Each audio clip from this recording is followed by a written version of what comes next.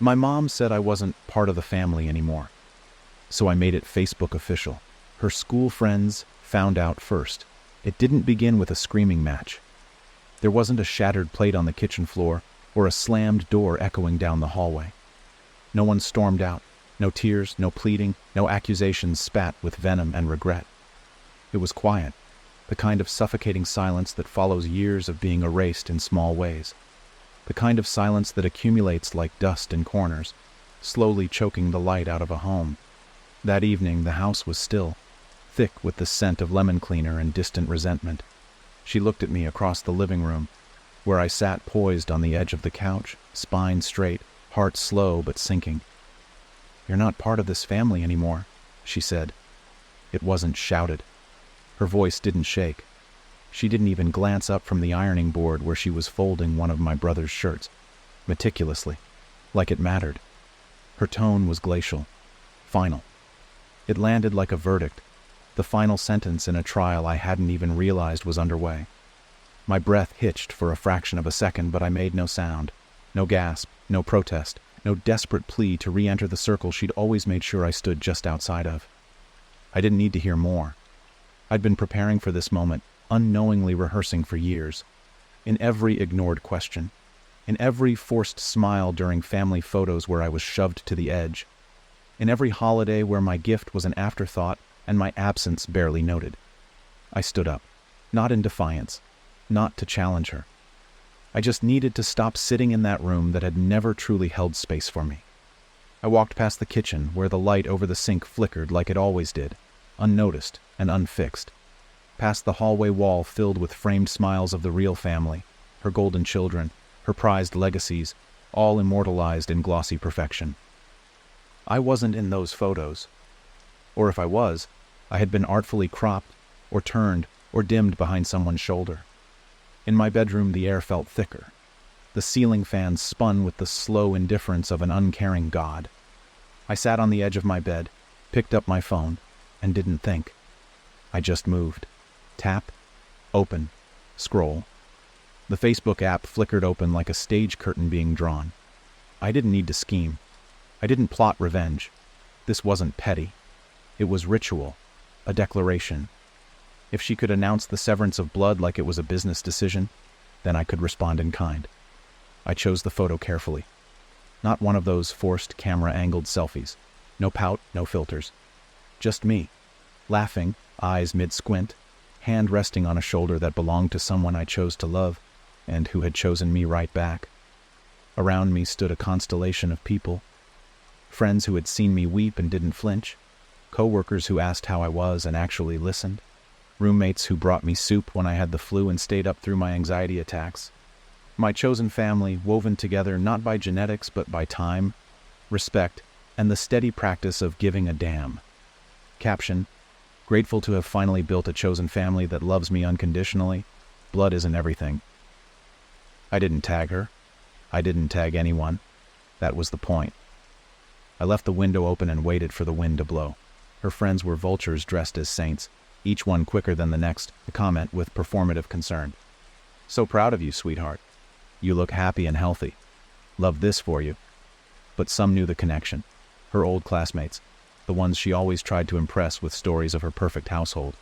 The same women who used to compare graduation photos and share updates about their kids' scholarships and engagements. They messaged her first. I didn't need to ask. She called 2 days later.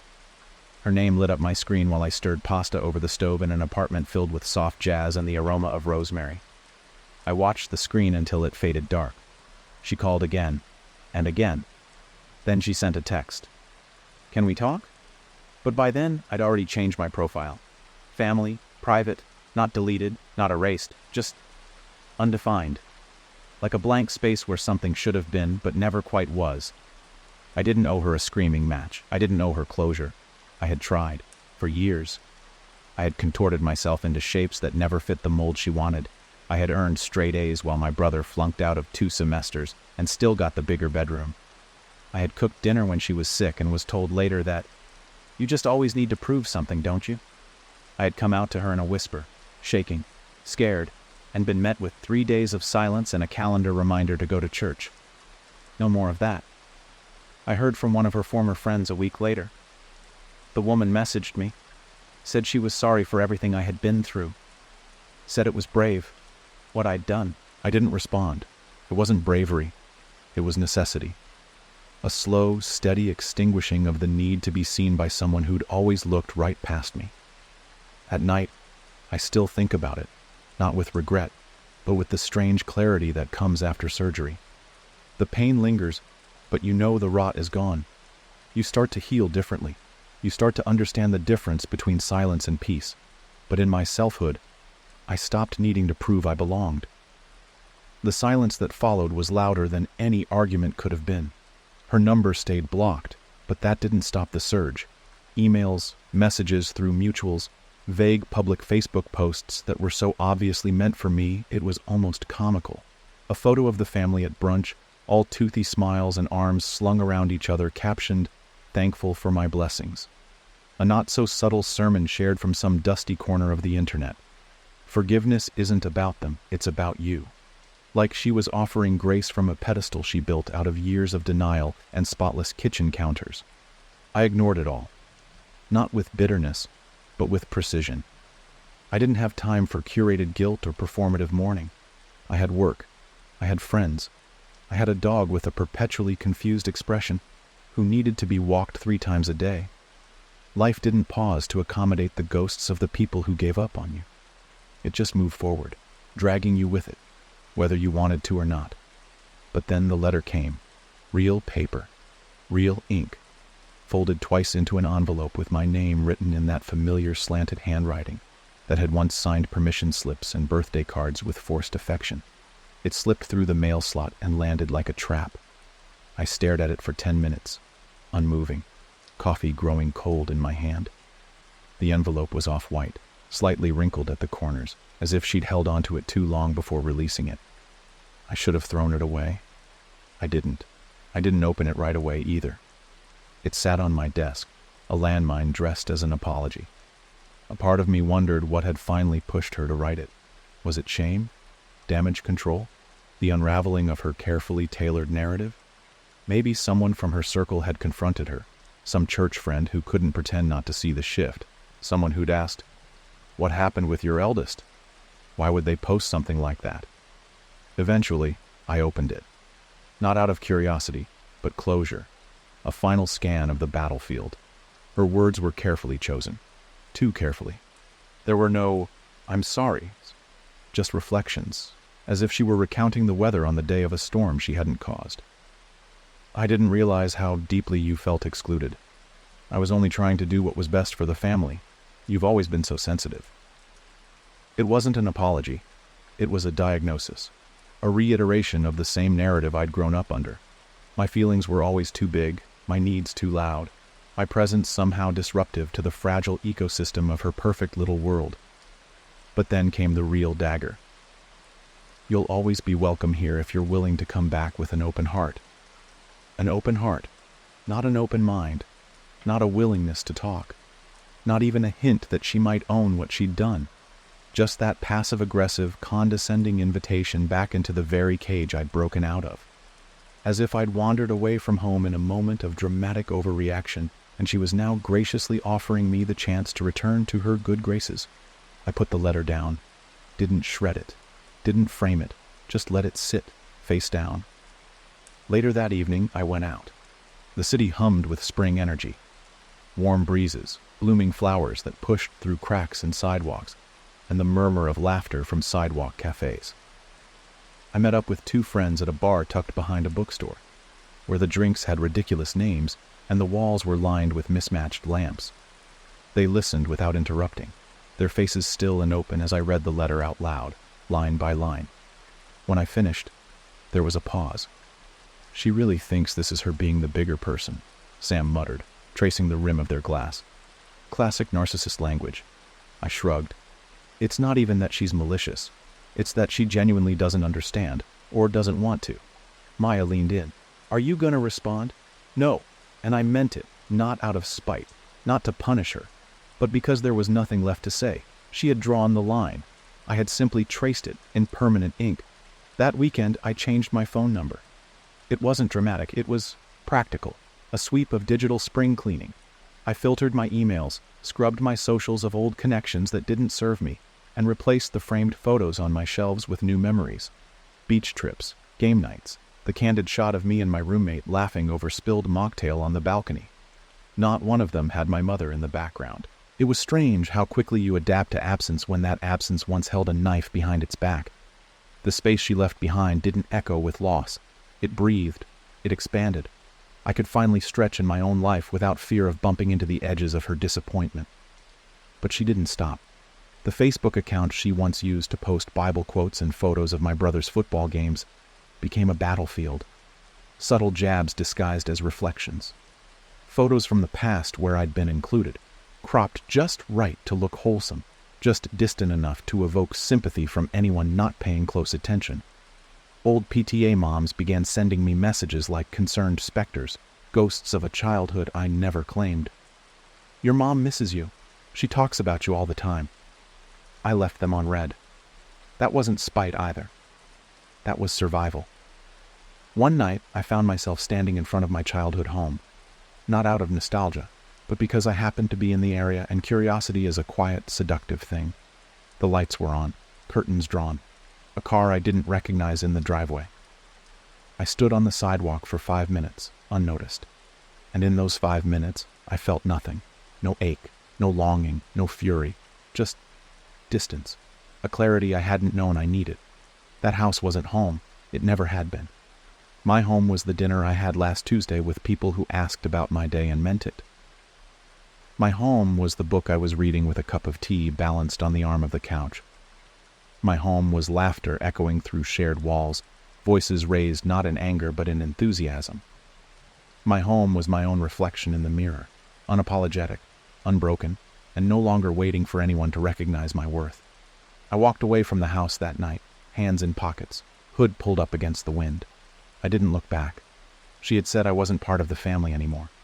What she didn't realize was, I never really had been. It happened on a Tuesday, not a particularly significant day.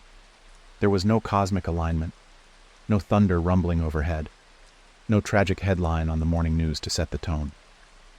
Just another ordinary weekday where the sky was its usual gray overcast and the streets bustled with the inertia of a world that didn't care if you were healing or breaking. I had just gotten off work, my shoes muddy from the shortcut I always insisted on taking through the park, and the city buzzed in the background like white noise I'd long ago stopped noticing. When I got home, there was a package waiting by my door. Brown cardboard, nondescript. No return address, no handwriting. Just my name, printed plainly. Inside was a small, flat box, and inside that, an old photograph, not one I'd ever seen before. It showed me at around 6 years old, sitting on the porch steps of the old house with a paper crown tilted on my head, a half-eaten popsicle in hand, and a look on my face like I'd been mid-laugh or mid-sentence. Behind me, barely in frame, was my mother. Not smiling, not even looking at me. She was adjusting my brother's collar, focused entirely on him, her hand lifting his chin, as if to pose him for another picture that would get the frame space, the one that would make it onto the wall. Taped to the back of the photo was a note, short, neat, clinical. I found this while cleaning, thought you might want it. No signature, but I didn't need one. The ghost of her handwriting was unmistakable. I stared at the picture for a long time, not because it stirred some long-buried nostalgia, but because it finally confirmed what I had always felt, deep in my marrow. Even in the moments when I should have been the center, I had always been the background, a shadow in my own life. I didn't cry. I didn't feel that kind of sadness anymore. I had moved past grief, past anger, past that raw ache for validation. What I felt, holding that photo, was something else. Clarity, cold and precise. The knowledge that I didn't need to fix anything, that there was nothing broken in me, that the fault line had always been in her. That night, I placed the photo in a drawer, not on display, not in the trash, just away. I'd already made my peace with the past, but now I had something else to do, something final. Not a response, not a message, not another performance in the digital arena we'd both used like dueling stages. No, this would be a quiet closing. I logged into Facebook, not to post, not to provoke, but to erase. I deleted the post. Not because I regretted it, not because it wasn't true, but because I no longer needed to say it out loud. The declaration had served its purpose. It had marked the beginning of the end, and now I was at the end of the end. The edges of the wound had long since scarred over. I didn't need an audience for that. I archived the photos she might have seen, cleaned the digital remnants of that entire chapter of my life, not to hide, never that, but to honor the truth that I had already stepped forward. There was nothing left to prove. The next morning, I woke up lighter, not in the poetic, metaphorical sense, not the kind of manufactured peace that comes from temporary closure. I mean physically lighter, as if something had finally unhooked itself from my chest. I made coffee, took my dog out for a walk, answered emails, and then I did something I hadn't done in a long time. I called my brother. We hadn't spoken in almost 2 years, not since he'd texted me a half-hearted, "Just stay out of it," after the family birthday dinner I hadn't been invited to. He picked up on the second ring. There was a pause, then his voice. Hey, I said. "I don't want anything. I'm not here to rehash everything. I just wanted you to know I'm good, really good." Another pause, longer this time. "That's good to hear. I hope you are too." "I'm okay," he said. "Things are weird. You know how she is." "I do." We didn't dive into it, didn't dredge up the mess. There was no apology on either end, no emotional detonation waiting to go off. Just two people standing on opposite sides of a canyon, waving. Maybe we'd talk again, maybe not. But that wasn't the point. The point was that I had said it, and he'd heard it. After I hung up, I sat by the window and watched the light shift across the buildings. The sun slid past the towers in slanted stripes, casting gold on bricks and glass and power lines tangled like vines. The city didn't care that I had cut ties with my mother.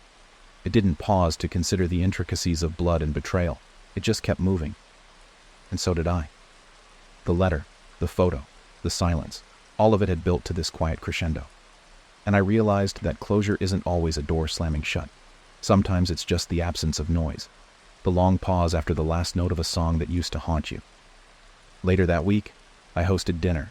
My place, mismatched chairs, too many candles, a playlist that leaned way too hard into indie acoustics. Sam brought tea. Maya brought dessert. Everyone brought laughter. We ate too much, stayed too late. Someone knocked over a glass and no one got mad. At some point in the night, someone asked me if I was going home for the holidays. "This is home," I said. And I meant it. There's no epilogue to this, no dramatic confrontation, no tearful reconciliation on a rainy porch. Just life, moving forward. A path that I cleared for myself, step by step, word by word. She said I wasn't part of the family anymore. She was right, because I built a new one. One without conditions. One without quiet punishments dressed as parenting. One that doesn't need my silence to stay comfortable. And in that truth, I found everything she could never give me.